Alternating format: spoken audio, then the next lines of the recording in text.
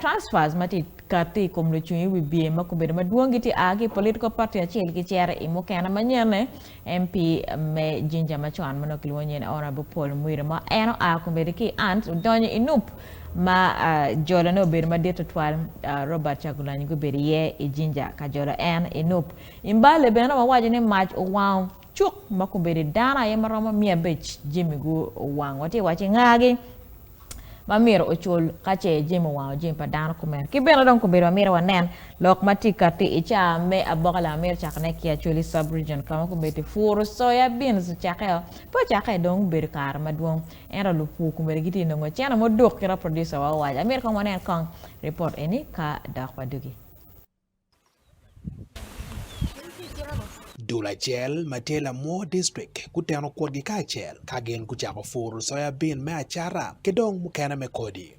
dul man matik dana pa korone gu Puru Soya eka dek me chako ne imwaka man Wanwa TV olimogi wa iporgi mo acel kama gen ku bedo ka fuye plan Bati ni ka wa pan kodi ni wa yup mabe wa ko dima wa nong chuke bet mabe La lam ros tie ki gen ni meno fu man bikela laka maduong tutwal ikwoge. Cha eni mawafu mawati diero kujane ni bikeli wala ma ka wadoya mabe diyo kere mabe si wara chela chelo to wangu no nge mi no kon alaka wa chako nen. Ket magen biako kwere ni eka chel me soya bean ramokelo gutia beach kolo ka ochiek mabe. Biak dong tieni olo to gutia makara pawa beach ramokati ki dit paporo eka dek man ki tok bene ka dong eka so weng ma gena deka biak ramokelo wa eka ka vera maramo para beach kom eka sigi ko weng no ka ba kwanya Mwaka Charles tie bene dulman en wajo ni ka winyo bero tie i dulman chi olo to chani kin dano matie ite dulman bejwe kwaka la ma wanu ngi no pino machala wan Lupur ki choya en me acel ena no pek mo matino ngi no por kare wa mo do pin dano mukene matie dulman bene don gucha ko bia ko jami magen ramo wilo ne ki cente soya kakichar Kadi mai lu ba ko ni ko ni uchiek mabe kit maner bende uchiek ko dong ero dong ki putu ne ki ken ki tuone ni amiti kadi mai lu ba ko ni ki wila ko achari wa wil ki ngo wil ki diang unyo wil ki ayu wil libati ayu bi dong bedi ko ki odlum ki Omoro district dul palu achel makilwoni a chaki peyot bena go Puru Soya beans dompi mwaka makara beach kolo joma tie dulman ku bereka no mer pa Puru Soya beans mwaka ki mwaka Ketma Francis ulanya otero kwere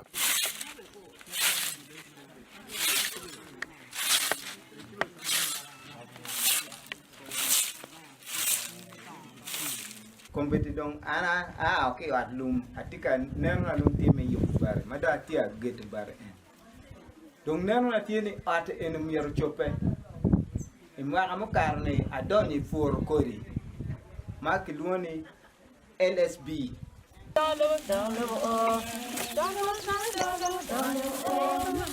ya Omoro district dula chel makilwoni duak chan ikwere bena go Puru Soya beans la det wigi makilwoni ne a Uma Evelyn olok Wanwa TV Lango tie mier dul ko mete ko kwet wa kang minno iwak mete ki mero ku ruomo mi tiaro malo mier wa nong kang pingo kon ma no choy ma beri da mu yomu chi wan dul do ma ni tien mo no ka ngi ko bola ka ngi wa be ti no imwani eni iwa yom pingo mo go le wai no kom ku ka tin nan ko kom be eni tia en ben Pi Wanwa TV CLAUDE OMONA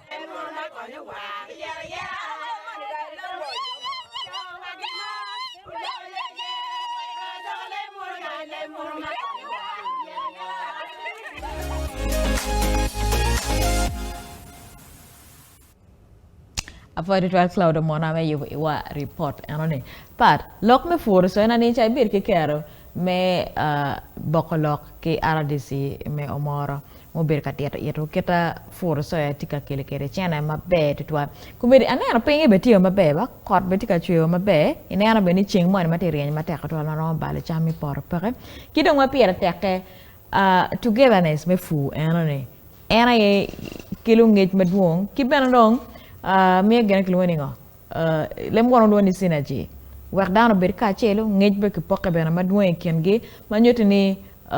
production maduong bo berutie we po karamo karangej awachene kano ane designing PDM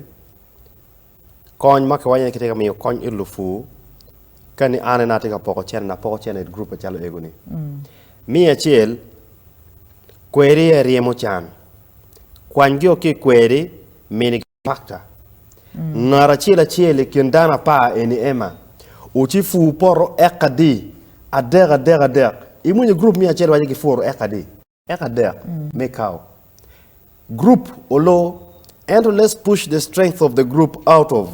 the way wachini neraba kaba fur pa group uberutie dana chela kenun bena miro bet kima meggi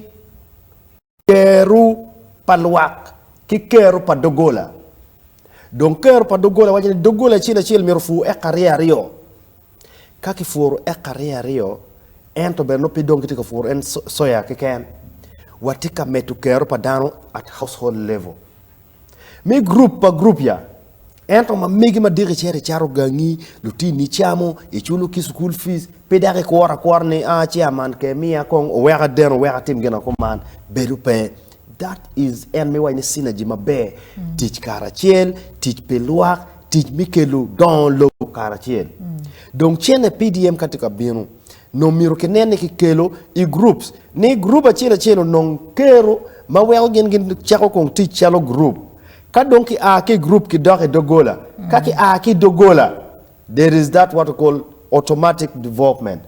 pia mi achel wati wajidaro ni ufufu mi achara we nong chere ufufu ka tiro charne ufu ogwa mukene dero you store mo gwa derne mirnene beno tiki mi achama.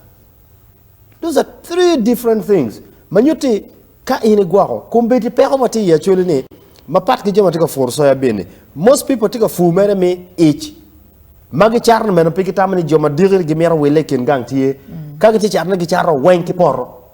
e we onero joma biru ko wele gi tuki choko mere tek gena dong tie ki poro ki charro kwede the same people diri ena ki ti ko chat no yala tek ke mini gi charna ma fut champoro mo piki romo gauging ni either it is in excess or it is less ki chero ker pero ke kan amalok pala mega chel mo watching NK Furu no chana mete will diang obo konye be me fu and is another form of mechanized farming. Now that is advancement pe joma nera matut era wati wachini kiri wa kwere ba diang bene bale ema now while we are nero group enitie unyu miso nyuk Andrew atamani teka nero program eni atamani joma munyu gi wachi gi mero wilo diang we gi chet gi met kero be fu gini automatically miro keneni yoma yu chiek we gen gu nong diangi ena in mini gi tractor mone ma makeminu maife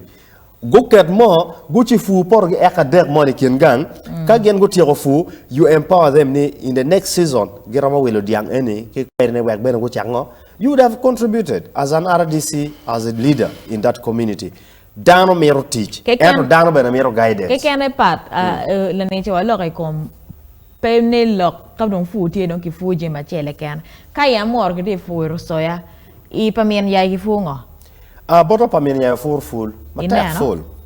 pai cho la twang ku je ki fu ngo pai cho mer ki fu sunflower pmk neno kete yero chere kete no leng kwere bu chere so pe dong ni weng dong ka dong soya chi dong piani soya ti we le twa dana weng dong ni soya ena we ka be dong ngo wel ba leo ki chok mi dan wen fu je ma pat